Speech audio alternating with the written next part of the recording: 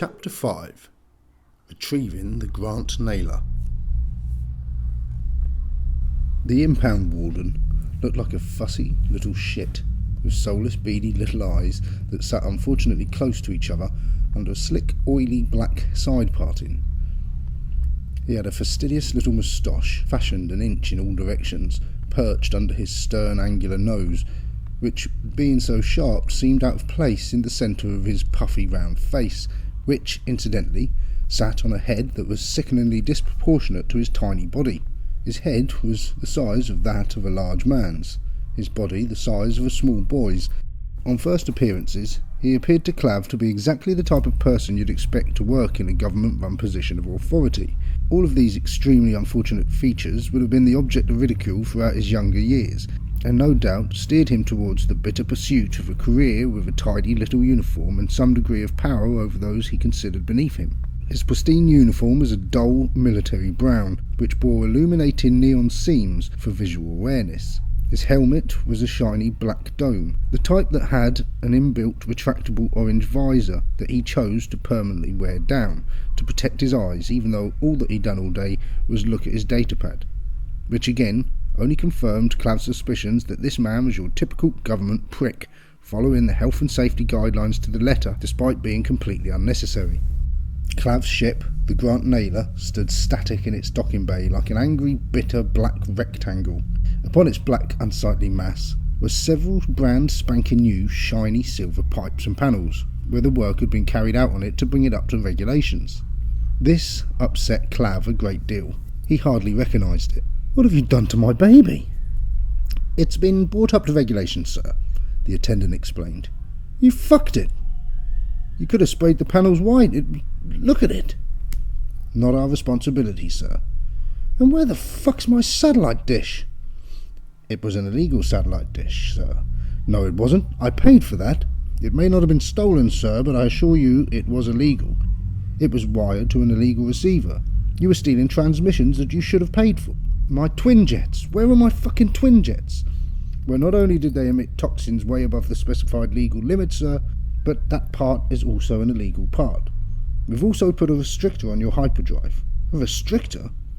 "Keeping you to the legal hyperlane speed limit." "No, I don't believe it. Do you know how long it took me to modify that ship to my requirements? Years and years, and now you've raped it." "Sir, I'm afraid that nearly every one of your modifications was completely illegal, and any parts that were illegal had to be replaced because of how poorly they'd been installed. My son could have done a better job, sir, and he's a thalidomide." "You dick. That ship may not have been the tidiest, but it did its job. Illegally, sir. It did its job illegally." "Well, it got me from A to 3, okay? Why fix something that's not broke?" "Again, because it was illegal." Then the warden added, "We're not a garage, sir. We're a government impound. We bring your vessel within legal specifications, sir. I'm afraid we have had to strip many of your modifications." "Oh, I bet you fucking did. I bet you fucking loved it, you little Alvin Hitler in your uniform. All la-di-da-di-da and regal in your smart hat with your official-looking datapad under your arm. I bet you go to the Star Theatres and have holidays to the Nebula and go sightseeing at the Black Hole of Over 2 whilst listening to your classical drum and bass. Sir, please." Clav just shook his head and waved his hands dismissively. "Well, what else have you done?" "Well, that secret compartment under the flooring has had to be welded shut." "What?" "Again, sir, it was illegal." No, wait. What? Secret what?" "The secret compartment under the main hold. We had to weld it up. It was highly illegal." "A secret compartment? What?" Puzzled frown tore across Clav's brow. "A secret fucking compartment? Ha, you fucking idiot. It didn't have a secret compartment." But then it hit him. He shook his head again, this time at the disbelief in having had a secret compartment beneath his container for smuggling and not even knowing about it. If he'd have only known that before. What an idiot.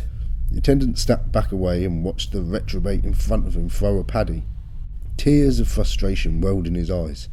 "I hope you've kept all the parts so I can put them back." "The parts have been stripped and destroyed, sir." Through gritted teeth, Clavlin growled in frustration.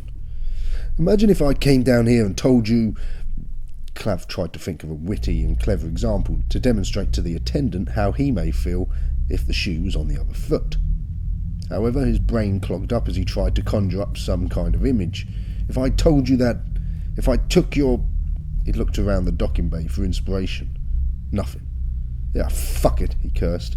I can't think of anything, but you would be pissed off if this happened to you, that's for sure. Sir, you should be grateful that the entire craft wasn't destroyed, the attendant said, although he could see that this information hardly struck the ex-con as consoling. So he added, it's not all bad. Oh really, Mr. Doc Attendant Fancy Pants in your fancy hat? Try telling me something good then.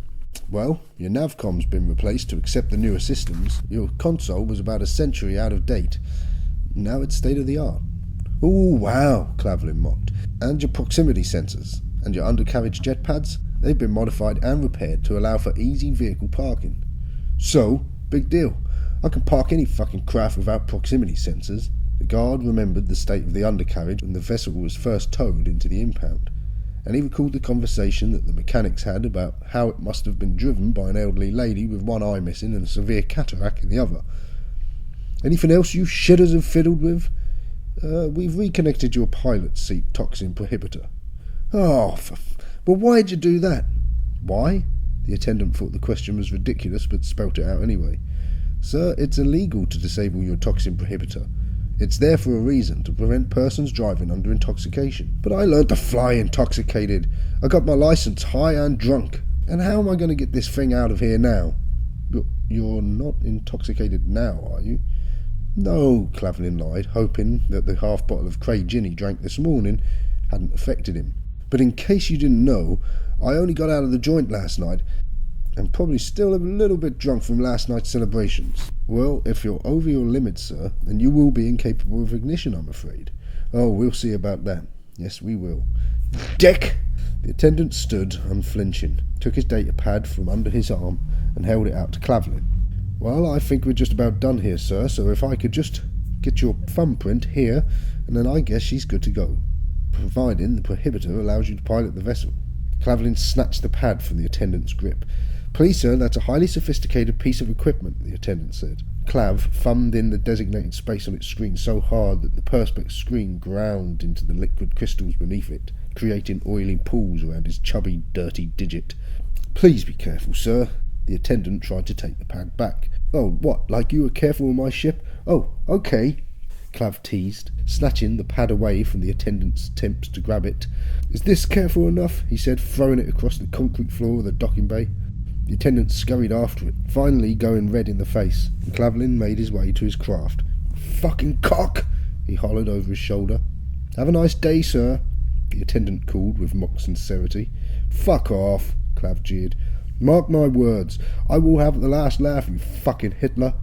But it was the impound warden who had the last laugh, as he and his colleagues watched Clav failing to start his spacecraft and cursing into the inhibitor for the next 4 hours.